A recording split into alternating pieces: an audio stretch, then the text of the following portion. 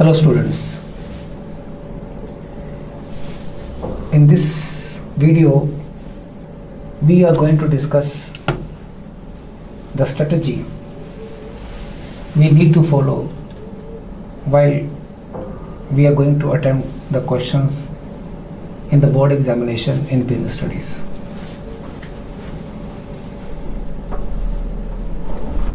So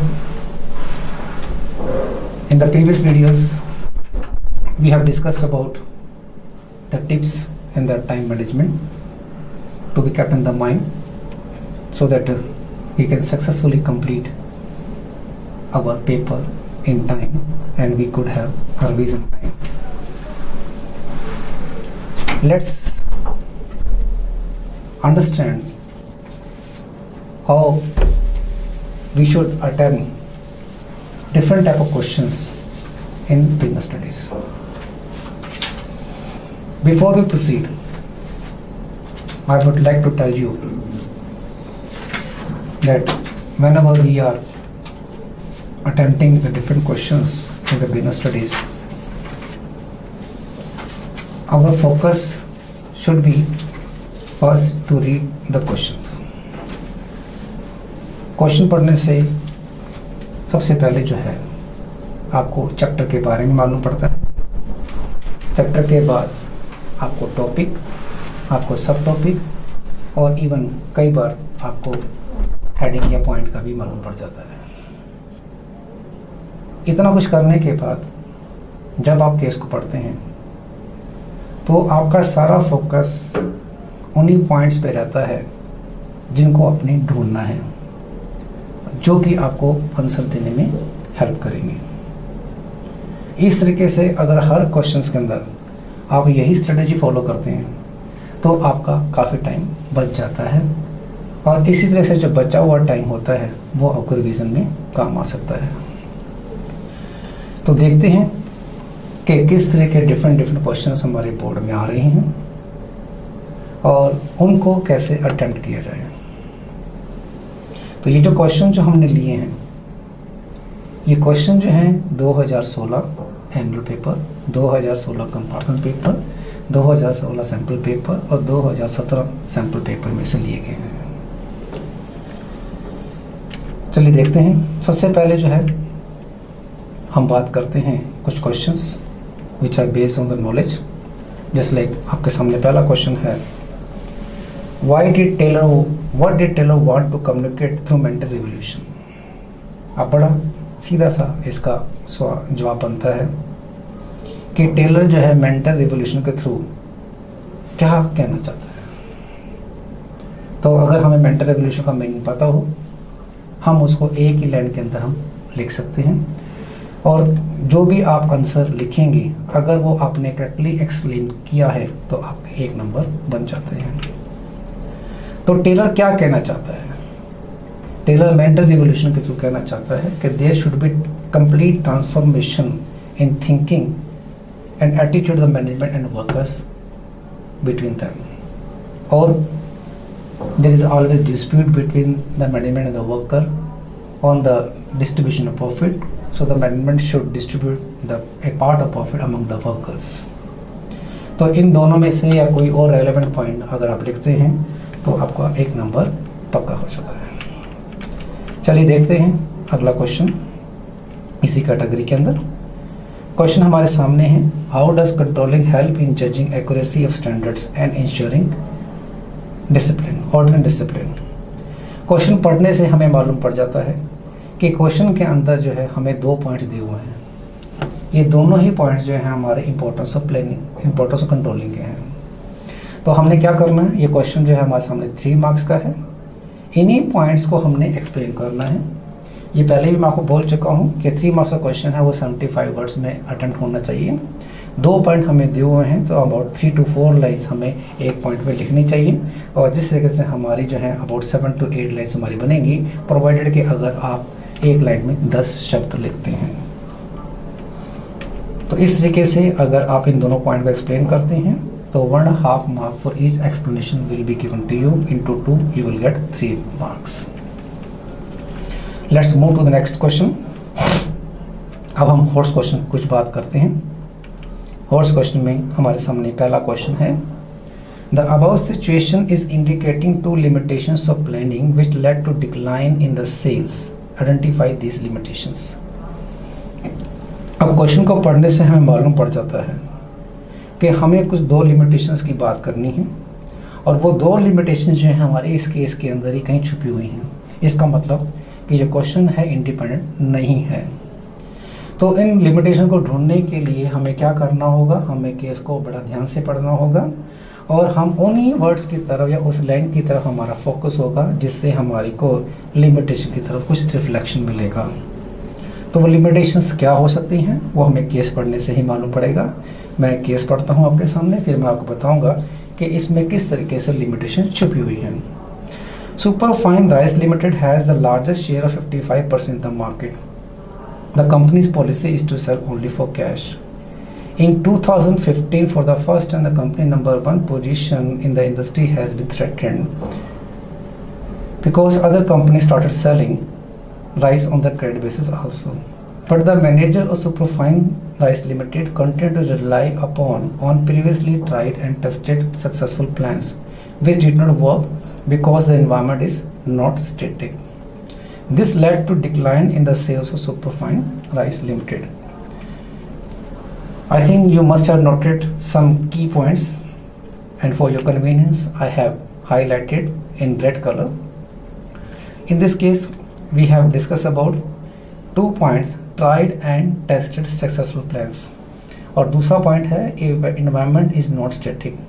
तो इन दो लाइनों से हमारे को जो लिमिटेशंस हमारे दिमाग में आती है, हमारे सामने आती हैं, वो ये हैं कि planning does not guarantee success and planning may not work in the dynamic environment. तो आप ये दो लिमिटेशन लिख के आप इनका एक्सप्लेनेशन लिखेंगे। 3 मार्क्स का क्वेश्चन है, वही आपको 75 वर्ड टोटल लिखने हैं, अबाउट 3 to 4 लाइन्स एक पॉइंट के लिए आपको लिखनी है। प्रॉपर एक्सप्लेनेशन के बाद आपके 3 नंबर पक्के हो जाते हैं। चलिए आगे चलते हैं। नेक्स्ट जो है हमारे पास वाकई हॉट्स पे ही है क्वेश्चन, और ये क्वेश्चन पढ़ते हैं। क्वेश्चन कहता है, suggest him the highest authority where he could appeal against the decision national commission. Question पढ़ने से हमारे दिमाग में ये बात क्लियर हो जानी चाहिए कि नेशनल कमीशन के डिसीजन के अगेंस्ट हम तभी कोई केस फाइल कर सकते हैं जब केस ओरिजिनल नेशनल जुरिडिक्शन में ही लॉन्च किया गया हो। तो नेशनल कमीशन में केस वही लॉन्च किए जाते हैं जहां कंपनसेशन की अमाउंट या क्लेम की अमाउंट 1 करोड़ या 1 करोड़ से ज़्यादा की हो। तो देखते हैं केस क्या है। केस ये है कि Sirajuddin purchased a car for 15 lakh from an automobile company and found its airbags were defective. After many complaints with the company went unheard, he went to the he filed a case in the district forum. He was not satisfied with the orders of district forum. He then appealed to the state commission, and he was not again satisfied with the decision of the state commission, and he went to the national commission, and he was not satisfied with the order of the national commission. Now question is, can he go to Supreme Court? Because after national commission there is Supreme Court. Here we have seen that the claim of the compensation is not exceeding rupees 15 lakh. So in order to appeal for Supreme Court, the court case must have been filed at the national commission. So the answer is no, the consumer cannot go to the Supreme Court. So if you give the correct explanation before you, if you give the correct explanation, you will get 1 mark for the correct explanation. Let's move to the next question. Next question before us is on understanding the concepts.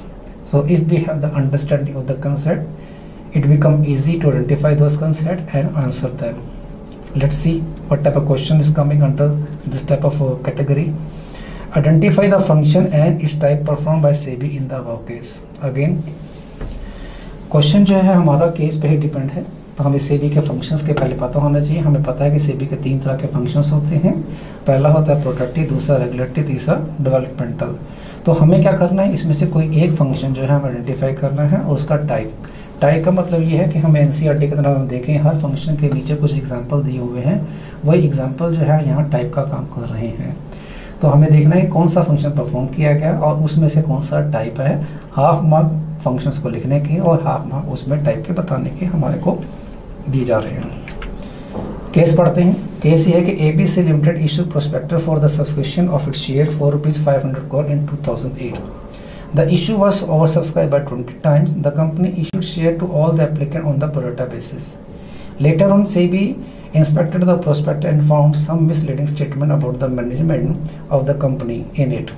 SEBI imposed a penalty of ₹5 crore and banned its 3 executives director for dealing in the securities market for 3 years. तो इतना पढ़ने के बाद हमें मालूम पड़ जाना चाहिए कि कौन से ऐसी की लाइंस हैं जो हमें फंक्शंस के बारे में बता रही हैं। आपके कन्वीनियंस के लिए हमने ये अंडरलाइन कर दिए हैं। आप देखें कि सेबी ने इंस्पेक्शन की है, तो इंस्पेक्शन प्रोस्पेक्टस जो है वो हमारा कौन से फंक्शन से रिलेट करता है? यस, प्रोटेक्टिव फंक्शन से रिलेट करता है। और सेबी ने पेनल्टी इम्पोज की, तो ये उसका एक एग्जाम्पल हो गया, टाइप हो गया।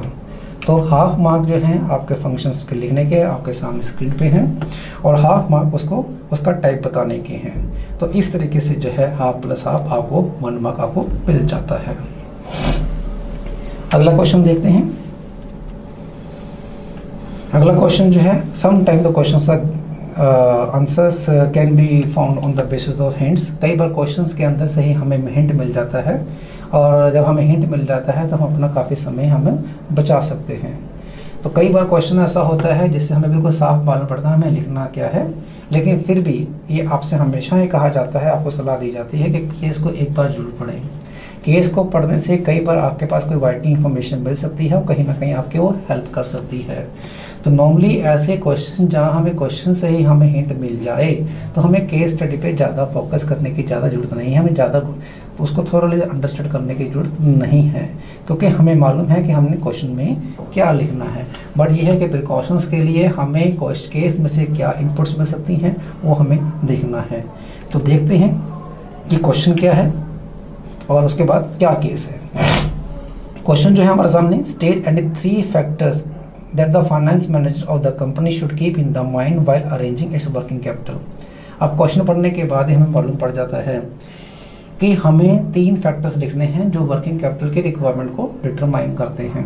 तो वर्किंग कैपिटल के रिक्वायरमेंट के फैक्टर्स जो है हमारे को एनसीईआरटी में काफ़ी सारे दिए हुए हैं, तो हमें कोई भी 3 फैक्टर लिखने हैं। लेकिन एक बार फिर भी हम एक बार इसको गो थ्रू कर लें, देखते हैं उसमें से कोई ऐसी इंफॉर्मेशन तो नहीं है जो हमारे फैक्टर को लिखने में हेल्प कर सकती है। केस है, KG Limited is manufacturing trucks at its manufacturing unit in Kolkata. The demand of its truck is high as the economic growth is about 7 to 8%. The company has estimated about 20% increase in the demands of its trucks. It's planning to set up a new truck manufacturing unit. For this, the company will require approximately 2,000 crore as a fixed capital and ₹500 crore as its working capital. The company has already managed its fixed capital requirements. So now we have to see what factors should the company keep in mind to arrange the working capital। तो अब इसमें जो है सबसे पहली जो चीज़ आपके सामने जो आती है वो आती है कि कंपनी क्या है, मैन्युफैक्चरिंग कंपनी है। तो मैन्युफैक्चरिंग कंपनी वाले केस में हम वर्किंग कैपिटल की रिक्वायरमेंट हमारी कम होती है। तो इस तरीके से जो है बाकी 2 फैक्टर्स हम लिख सकते हैं। तो ये मैन्युफैक्चरिंग जो है नेचर ऑफ बिजनेस है, नेचर ऑफ बिजनेस के अलावा कोई और 2 हम फैक्टर लिख सकते हैं। हाफ मार्क जो होगा वो हेडिंग का होगा और हाफ मार्क एक्सप्लेनेशन का होगा। इस तरीके से आपके इंटू 3 आपके 3 मार्क्स आपके पक्के बन जाते हैं। चलिए नेक्स्ट क्वेश्चन देखते हैं। नेक्स्ट क्वेश्चन है again same category, hints from the question. State the purpose of packaging the tablets packaging in the tablets in A corrugated form box. तो एक हमें पैकेजिंग का एक पर्पस लिखना है। क्वेश्चन देखते हैं। क्वेश्चन ये है, good living limited manufactures mosquito repellent tablets. These tablets are packed in strip of 12 tablets each. Each of these strips are packed in a corrugated box. 48 such boxes are then placed in a big corrugated box and then delivered to the retailer for sale। तो question पढ़ने से ही हमें मालूम पड़ गया था कि हमें एक पैकेजिंग का एक फंक्शन लिखना है और एक फंक्शन लिखने से हमारे 1 नंबर पक्के हो जाते हैं। तो केस की हमारे पास कोई जरूरत नहीं, लेकिन पढ़ने के बाद हमें मालूम पड़ेगा कि केस के अंदर कोई ऐसी कोई इन्फॉर्मेशन नहीं है जहाँ से हमें कुछ हिंट मिलता हो। तो हम अपने तरफ से कोई भी एक फंक्शन लिख सकते हैं। तो कोई भी एक फंक्शन जैसे कि स्टोरेज है, आइडेंटिफिकेशन, ट्रांसपोर्टेशन है, और कोई ऐसा फंक्शन जो पैकेजिंग के अंदर आता हो, आप कोई भी एक फंक्शन लिख दीजिए और उसे एक लाइन में एक्सप्लेन कर दीजिए, क्योंकि स्टेट लिखा होता है, स्टेट का मतलब यह है कि हमें उसे एक लाइन में अपनी बात को पूरा करना है। आगे देखते हैं आइडेंटिफिकेशन ऑफ कंसेप्ट, कि हमारे को केस दिया होगा उसमें से हमें कंसेप्ट को आइडेंटिफाई करना है और उसको एक्सप्लेन भी करना है जैसे क्वेश्चन में पूछा गया हो।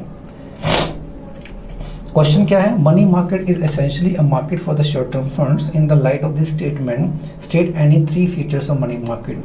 हमें मनी मार्केट के 3 फीचर्स को स्टेट करना है। हमें ये स्टेटमेंट दी हुई है कि मनी मार्केट जो है एक शॉर्ट टर्म फंड्स के लिए एक मार्केट है। अब मैं आपको याद दिलाता हूँ कि एनसीईआरटी के अंदर मनी मार्केट के ऊपर अलग से कोई फीचर्स नहीं दी हुई हैं, तो हमें क्या करना होगा? हमें फीचर्स खुद ही बनानी होंगी।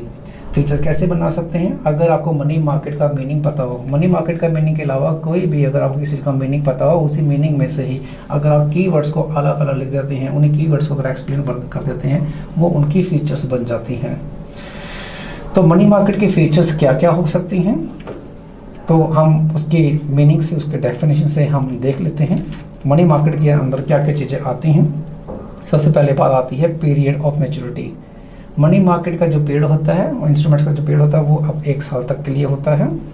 लिक्विडिटी होती है, लिक्विडिटी जो है मनी मार्केट की काफ़ी हाईली लिक्विड होती है, बहुत आसानी से हम लिक्विड को करा सकते हैं। रिस्क जो होता है काफ़ी कम होता है क्योंकि शॉर्ट टर्म पीरियड के लिए होते हैं। सिक्योरिटी मनी मार्केट को इशू करने के लिए, मनी मार्केट के थ्रू फंड्स रेज करने के लिए हमें अपनी कोई भी एसेट्स को गिरवी या मॉर्गेज नहीं करना पड़ता। तो ये आपके पास 4 ये पॉइंट्स हैं। ये चारों के चारों पॉइंट जो हैं मीनिंग ऑफ मनी मार्केट से लिए गए हैं। इसके अलावा कोई और भी अगर पॉइंट आपके दिमाग में हो आप लिख सकते हैं। एक बात और, सबसे पहली प्रेफरेंस तो ये है कि आप हेडिंग लिखें। अगर हेडिंग लिखते हैं तो हाफ मार्क हमेशा हेडिंग का काउंट होता है, तो इस क्वेश्चन के अंदर हाफ मार्क हेडिंग और हाफ मार्क एक्सप्लेनेशन का काउंट होगा। लेकिन इन केस अगर आपको दिमाग में हेडिंग नहीं बन पा रहा या हेडिंग नहीं जान पा रहे हैं, तो उस केस में आप क्या करें, एक सेंटेंस के अंदर जो है अपनी बात लिखें, एक पैराग्राफ अपनी बात लिखें, जैसा भी मार्क्स उसके अकॉर्डिंगली, जैसे वर्ड लिमिट आपको लिखनी है, और उसी पॉइंट के अंदर जो है स्टेटमेंट के अंदर आप कीवर्ड्स को हाईलाइट कर दीजिए। वही कीवर्ड जो है वो हेडिंग का काम कर देंगे। चलिए नेक्स्ट क्वेश्चन देखते हैं। नेक्स्ट क्वेश्चन जो है हमारे सामने है आइडेंटिफिकेशन कंसेप्ट कैटेगरी के अंदर ही। अब ये क्वेश्चन काफ़ी लेंथी है।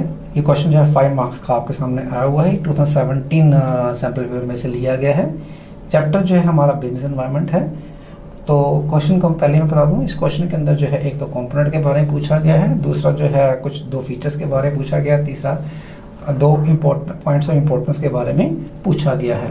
तो हमें ये बातें जो है जो भी हमने ढूंढना है, हमने केस में से ढूंढनी है। तो पहले हम क्वेश्चन को पढ़ते हैं ताकि हमें मालूम पड़ जाए कि क्वेश्चन में एग्जैक्टली हमसे क्या पूछा गया है। पहला क्वेश्चन जो है identify and state the component of business environment highlighted in the above para. तो जो हमारे सामने केस है उसमें से हमने कोई कंपोनेंट हमने आइडेंटिफाई करना है। हमें पता है कि हमारे सामने जो है हमारे कोर्स में 5 कंपोनेंट्स है जनरल एनवायरनमेंट के अंडर, उसमें से कोई भी एक कंपोनेंट जो है हमने यहाँ पर आइडेंटिफाई करके लिखना है। दूसरा क्वेश्चन जो है 2 फीचर्स ऑफ बिजनेस एनवायरनमेंट। तो हमें जो फीचर्स दिए हुए हैं इसमें से कोई 2 फीचर हमने इसमें से आइडेंटिफाई करनी है। तीसरा जो है state any 2 points of importance of business environment as stated by professor Mehta in the above situation. तो देखते हैं, एक तो हमें ढूंढना है कंपोनेंट, दूसरा हमें ढूंढने हैं 2 फीचर्स और तीसरा हमें ढूंढने हैं 2 पॉइंट्स ऑफ इंपॉर्टेंस। तो इसके लिए हमें जरूरी है हम केस को पहले पढ़ें। केस आपके सामने ही है स्क्रीन के ऊपर, आप देखें। Naman and Govind, after finishing their graduation under vocational stream, decided to start their own travel agency which will book rail tickets and air tickets on commission basis. They also thought of providing ticket within 10 minutes with the use of internet. They discussed the idea with their professor, Mr. Mehta, who liked the idea and suggested them to first analyze the business environment, which consists of investors, competitors and other forces like social, political, etc. that may affect their business directly or indirectly. He further told them about the technological improvements and shift in the consumer preferences that were taking place, and hence they should be aware about the environmental trend and changes which may hinder their business performance.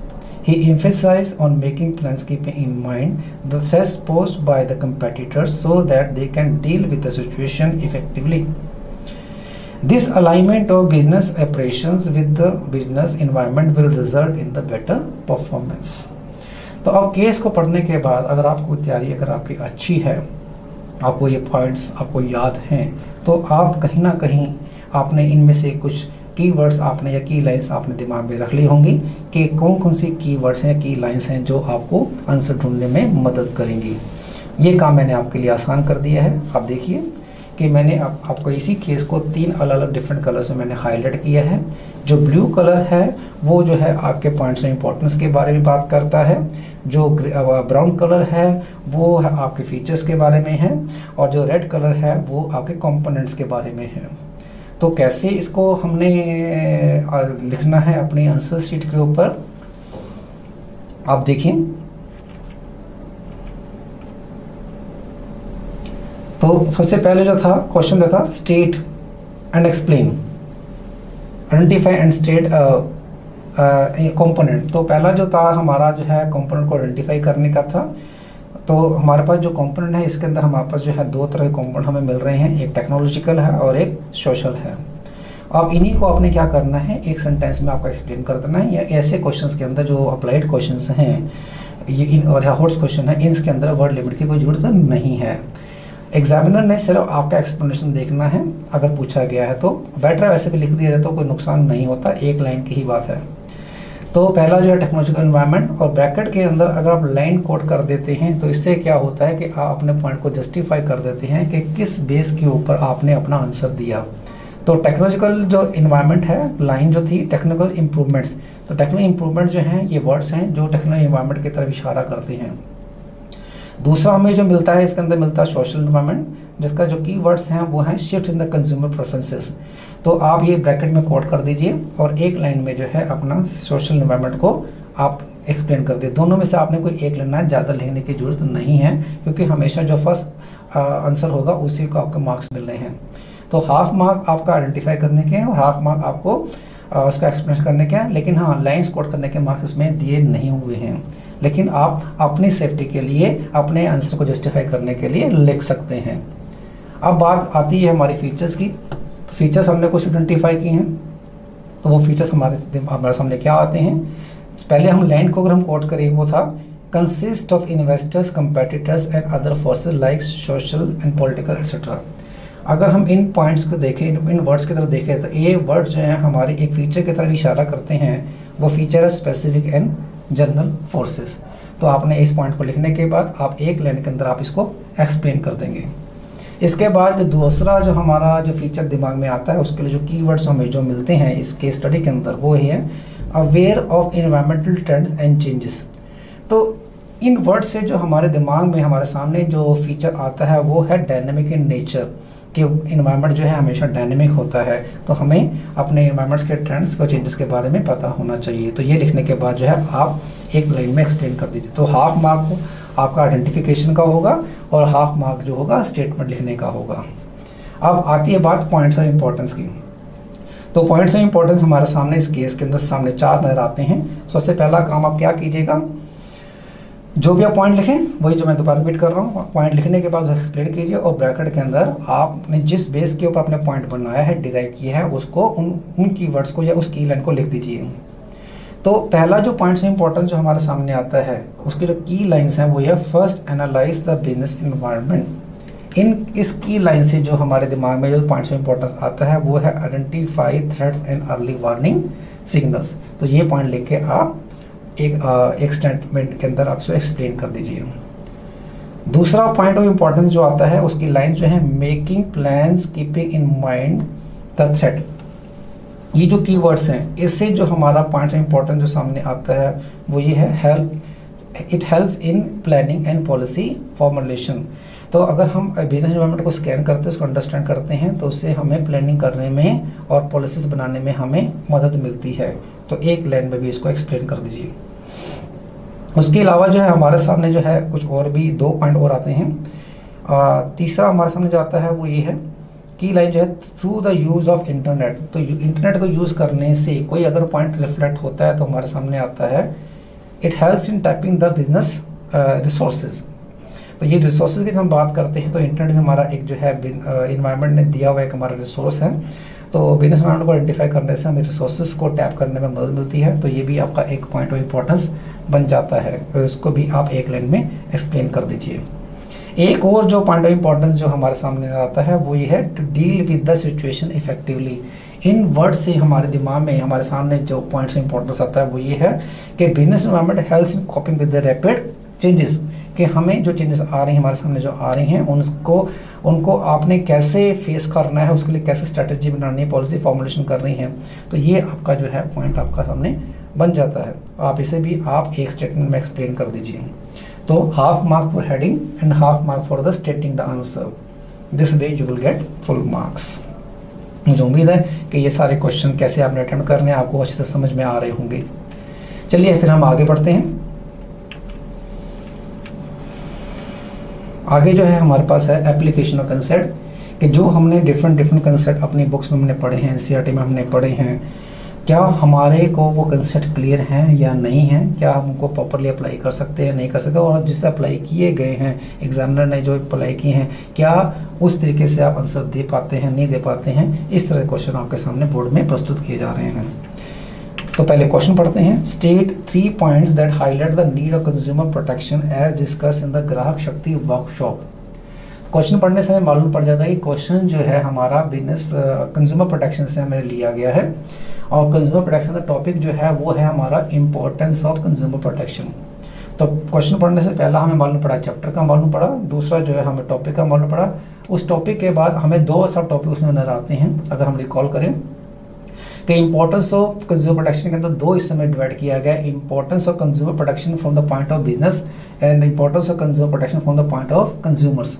हमें ये कहीं नहीं लिखा गया कि हमने किसके point of view से बात करनी है। इसका मतलब ये हो गया कि हम इंडिपेंडेंट हैं, हमारे सामने जो भी इंपॉर्टेंट पॉइंट आएगा किसी भी कैटेगरी के अंदर आएगा हम उसको लिख देंगे।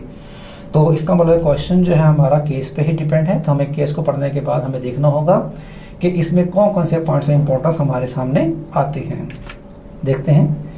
ग्राहक Shakti and NGO organise a workshop to discuss the various issues related to the consumers. During the discussion one of the members drew attention towards the exploitation of the consumers due to defective and unsafe product adulteration, black marketing, hoarding etcetera. To this, another member argued that the consumer themselves are responsible as they do not raise collective voice against the exploitation.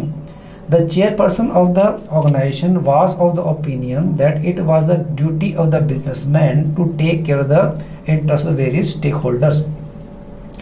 Business organization earn money by selling goods and services to the consumers, so the interest of the stakeholder had to be well taken care of. तो अगर आप इस case को पढ़ते हैं तो आपके सामने कहीं ना कहीं कुछ कीवर्ड्स आपके दिमाग में आ जाते हैं, और उन्हीं कीवर्ड्स की मदद से जो है हमारे पॉइंट्स ऑफ इंपॉर्टेंस जो है हमारे दिमाग में रिफ्लेक्ट होने चाहिए। आपकी सुविधा के लिए जो है मैंने ये पॉइंट्स ऑफ इंपॉर्टेंस आपके सामने रिफ्लेक्ट कर दिए हैं, और इनको हमने कैसे अटेम्प्ट करना है मैं आंसर में आपके सामने डिस्कस करने जा रहा हूँ। पहला जो है हमारा जो है wide spread exploitation of consumers.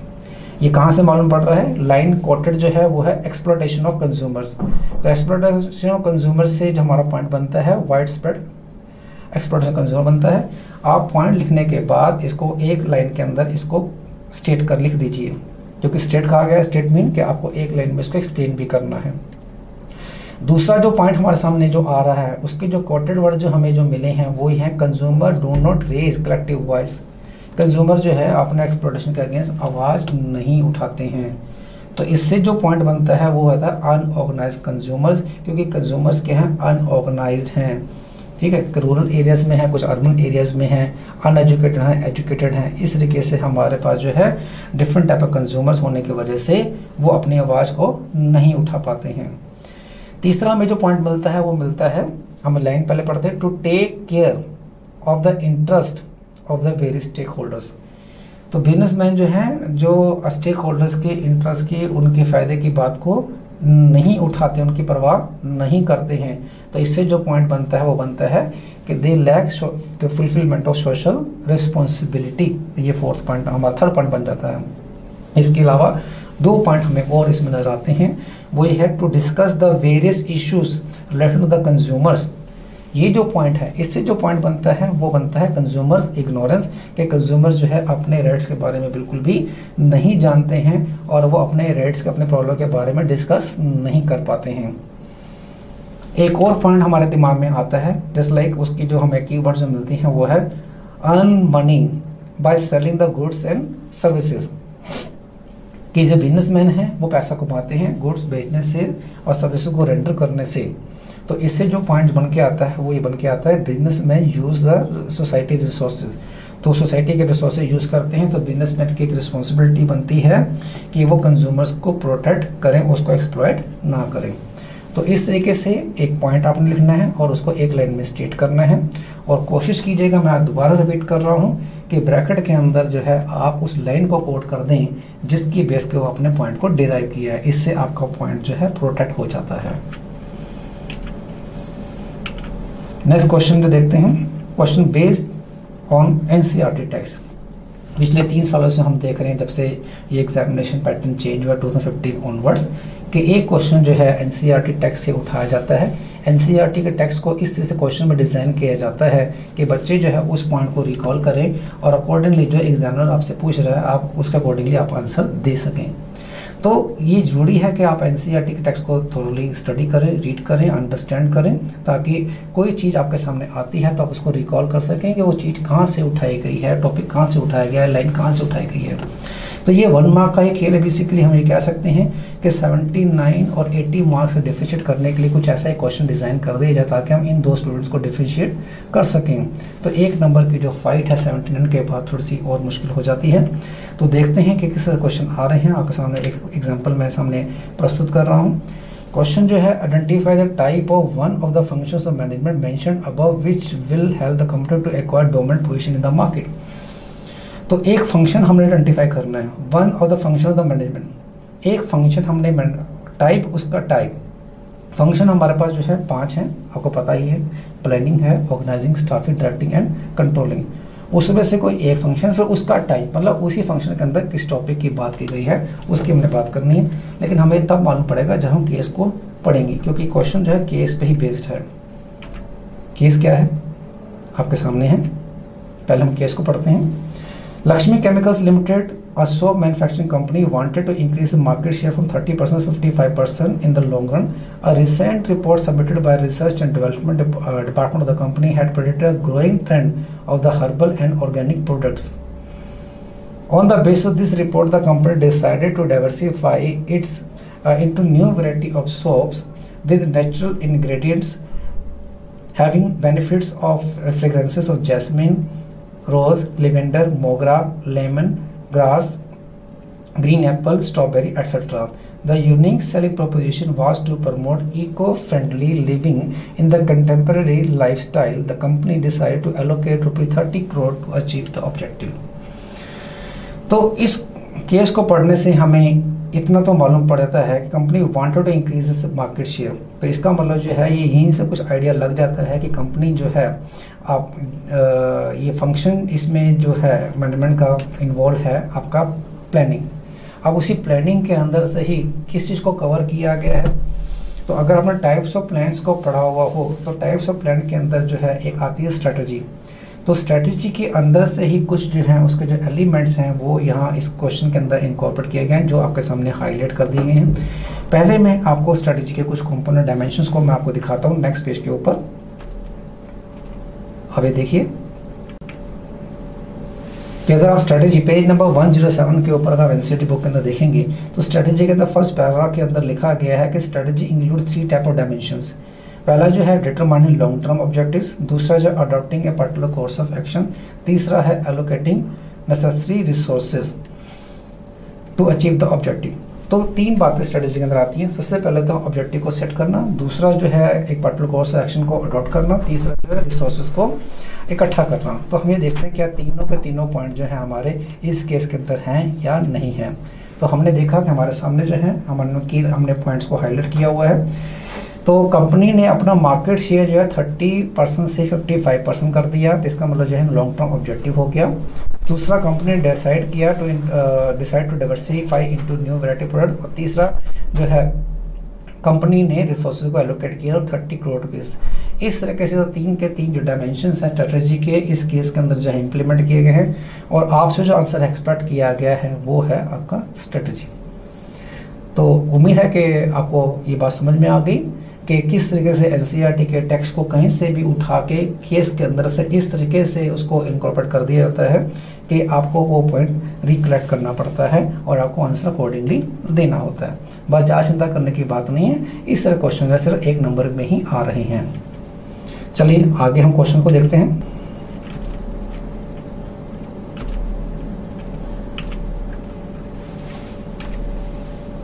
Next जो क्वेश्चन है वो है basically identification of concept by quoting the lines. तो ये मैं पहले वीडियो में आपको मैं इस बात पे जोर दे चुका हूँ कि क्वेश्चन जो है कोटिंग द लाइंस वाले काफ़ी इंपॉर्टेंट हैं, और बार बार मैं इस बात पे जोर दे रहा हूँ कि आप कोई भी आंसर दें तो ब्रैकेट के अंदर लाइन को जरूर कोट कर दें जिसके बेस पे आपने अपना आंसर बनाया है।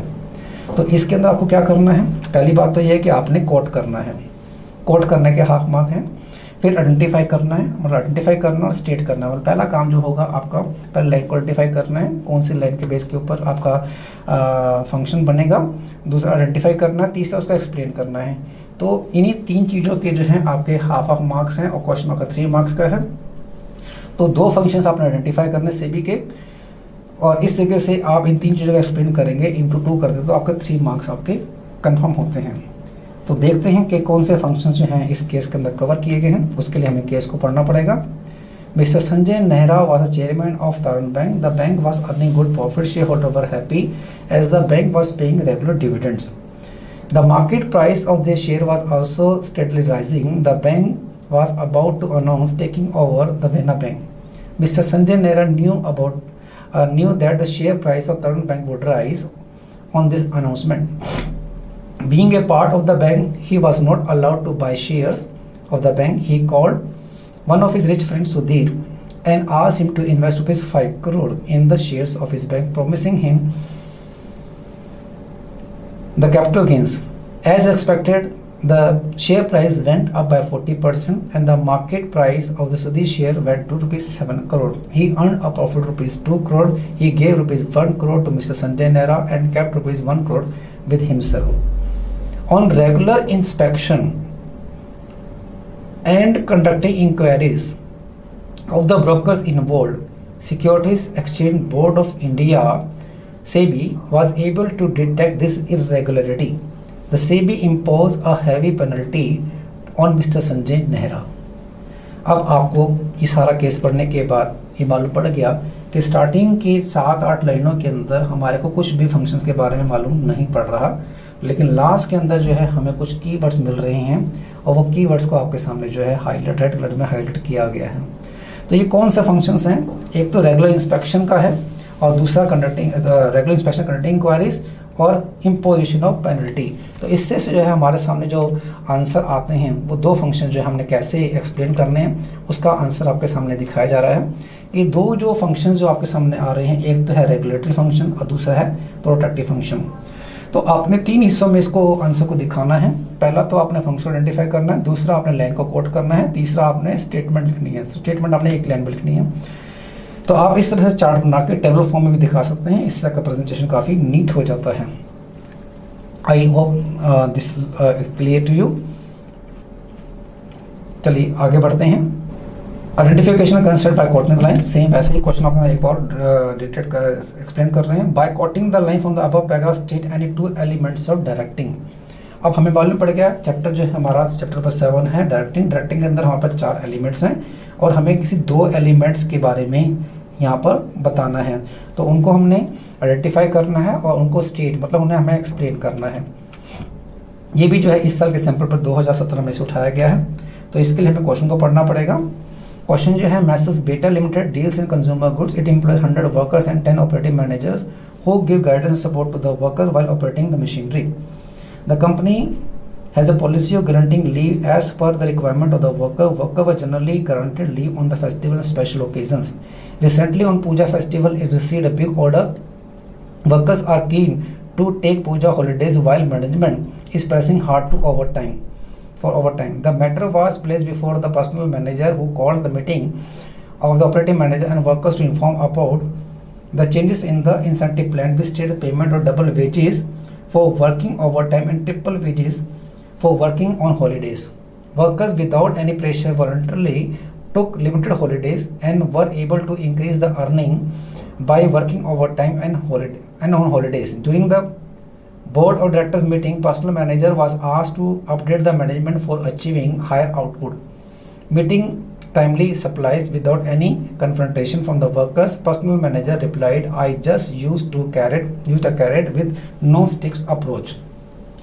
So now we have the entire case study before us, and while going through we must have noted some important point which could help us to identify the elements. So हमारे पास 4 तरह के elements हैं.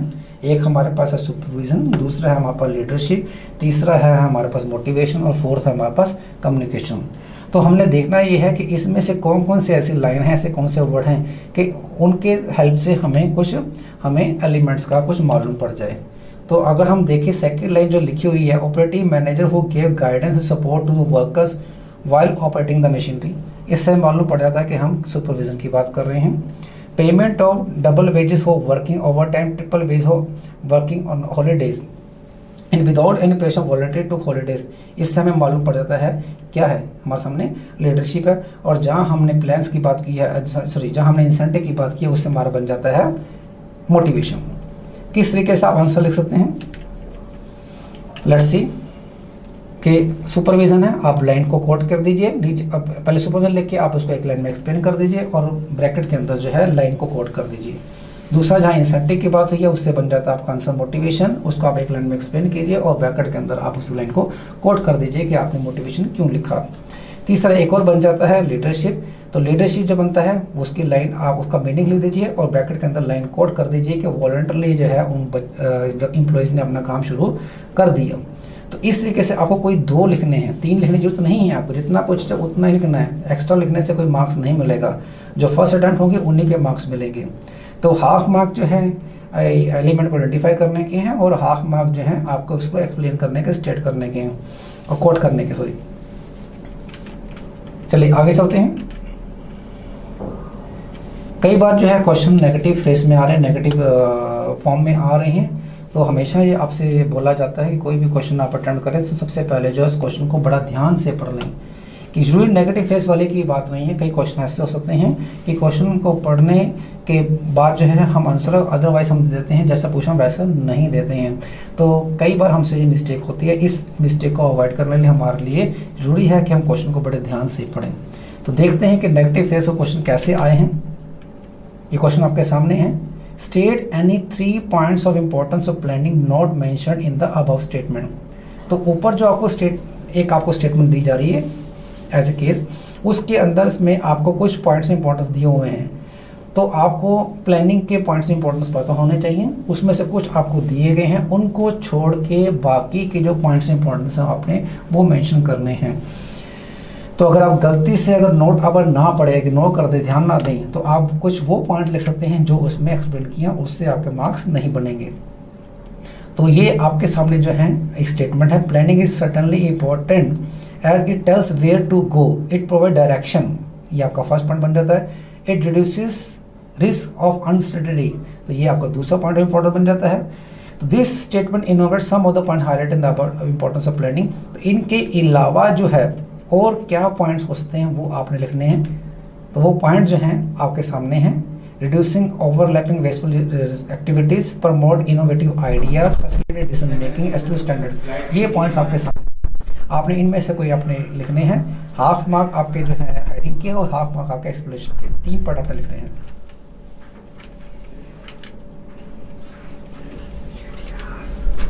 एक question और देखते हैं. Keeping the above consideration in mind, name the source of finance Shalini should not choose while financing the modernization and expansion of her food processing business. Give one reason supporting your answer and explain any other 2 factors apart from above stated in the above situation which Shalini should keep in the mind while taking the decision. तो पहला question जो पूछा गया है कौन सा source of finance आपने use नहीं करना. तो आपके पास 2 सोर्स ऑफ फाइनेंस होते हैं, एक होता है डेट होता है और दूसरा आपका होती है इक्विटी. तो क्वेश्चन को पढ़ने के बाद हमें मालूम पड़ेगा कि कौन सा सोर्स ऑफ फाइनेंस हमें यूज नहीं करना. जो नहीं करना वही हमारा आंसर है. इसके अलावा कुछ फैक्टर्स जो हैं, जो भी सोर्स है, चाहे डेट है चाहे इक्विटी, जो मेंशन किया गया इसके अंदर, कुछ फैक्टर्स जो हैं उसके अंदर मेंशन किए हैं केस के अंदर, उनके अलावा उनको छोड़ के कोई 2 फैक्टर्स आपने लिखने हैं। तो ये हमारा आंसर होगा। पहले हम थोड़ा केस की तरफ नजर मार लेते हैं।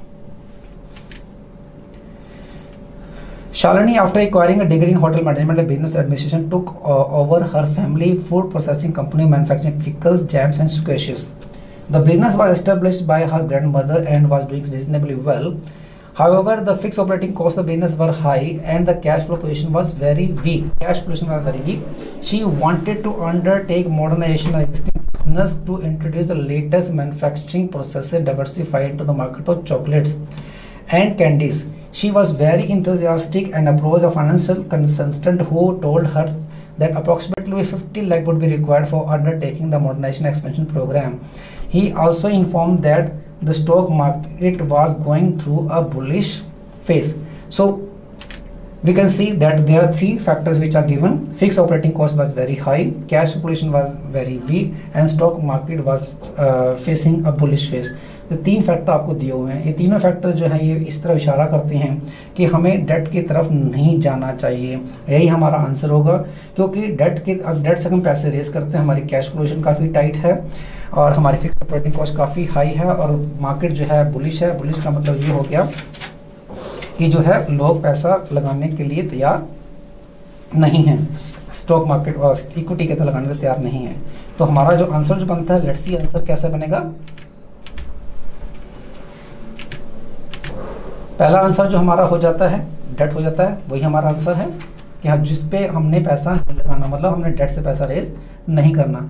3 फैक्टर्स आपको दिए हुए थे, उनको छोड़ के बाकी और फैक्टर जो है 3 फैक्टर कौन से थे, cash flow position, fix operating cost और स्टॉक मार्केट पोजीशन। इन 3 फैक्टर को छोड़ के बाकी कोई फैक्टर जो है कैपिटल स्ट्रक्चर के अंदर आते हैं। 2 फैक्टर आपने लिखने हैं, हाफ मार्क हेडिंग के हैं और हाफ मार्क एक्सप्लेनेशन के हैं। I hope this question would be clear to you.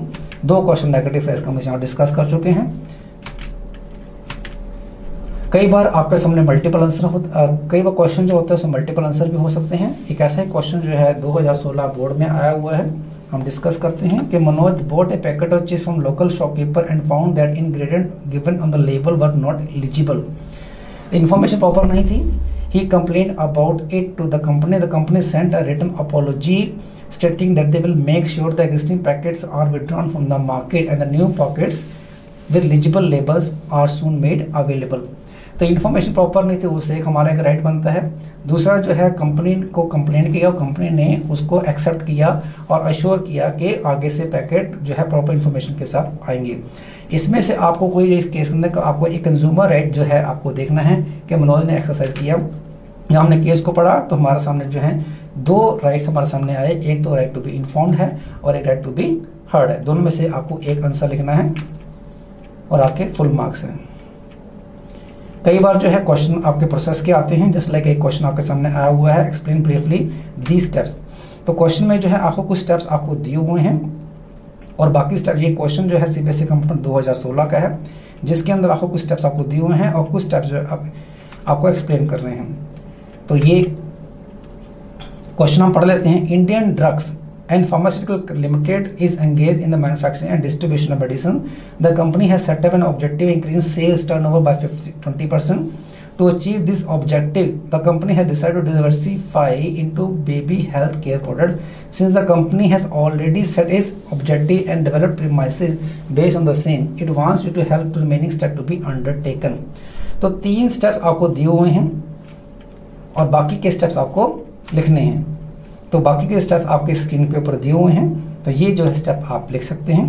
4 number का आपका क्वेश्चन है, इन स्टेप्स को आप लिख दीजिए। पॉइंट हाफ मार्क आपको लिखने का और हाफ मार्क आपको एक्सप्लेन करने का, this planning process. Thank you so much. उम्मीद है कि आज का सेशन आपके लिए काफ़ी वैल्यूबल रहेगा और जिस तरह से मैंने आपको टिप्स बताई हैं किस तरह से क्वेश्चंस को आपने अटेम्प्ट करना है, ये आपके लिए काफ़ी वैल्यूबल प्रूफ होंगी। और उम्मीद है कि आप इस एग्जामिनेशन 2017 के अंदर आपके फुल मार्क्स हों, अच्छे मार्क्स आएँ, अपने पेरेंट्स की आपकी एक्सपेक्टेशन, आपके मैनेजमेंट स्कूल मैनेजमेंट की एक्सपेक्टेशन आपके पूरी हों। कोई भी क्वेरी है, कोई भी आपका डाउट है, कभी भी आप मुझसे इस फ़ोन नंबर पे आप कांटेक्ट कर सकते हैं। मेरा मेल आईडी भी आपको दिया हुआ है। फेसबुक के बाद लेटेस्ट अपडेट्स को आप हमेशा देख सकते हैं। Thank you so much. All the best for your board examination.